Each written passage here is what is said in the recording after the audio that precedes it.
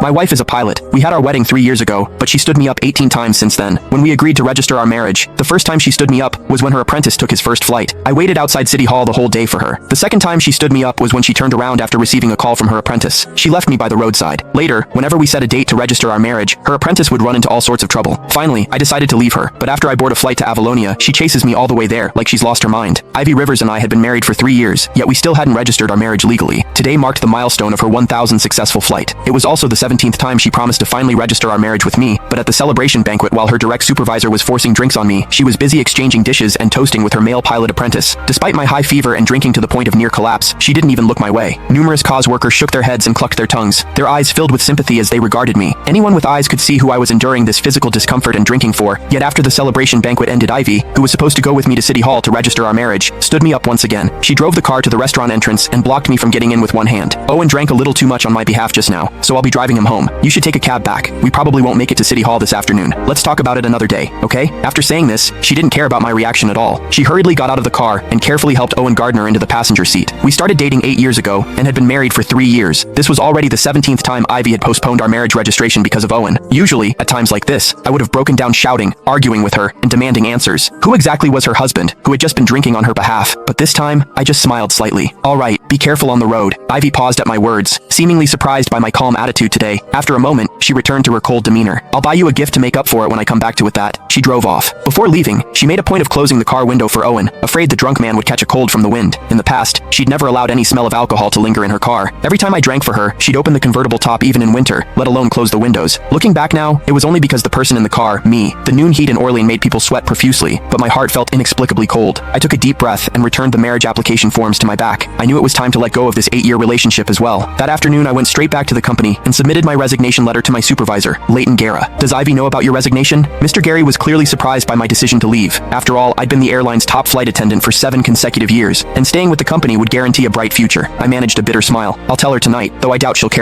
These past few years you two flew new routes to get together, and won company awards together. The CEO even attended your wedding personally 3 years ago. Everyone was so envious, but I suppose Mr. Guerra trailed off with a long sigh, his voice full of regret. Yes, those were indeed beautiful memories, but memories were just memories. We could never go back. After submitting my resignation, I returned home around 10 p.m. The house was eerily quiet and empty. On my phone, a social media post from Owen popped up because he'd specifically tagged me. The caption read, "Special, thanks to my beautiful mentor for staying by my side all afternoon as a thank you. I'm taking her to Marcus Vay's concert tomorrow. Looking forward to it." I knew then that Ivy, who'd said she'd come home at noon, wouldn't be returning. This had happened too many times in our 3 years of marriage. After making myself a simple bowl of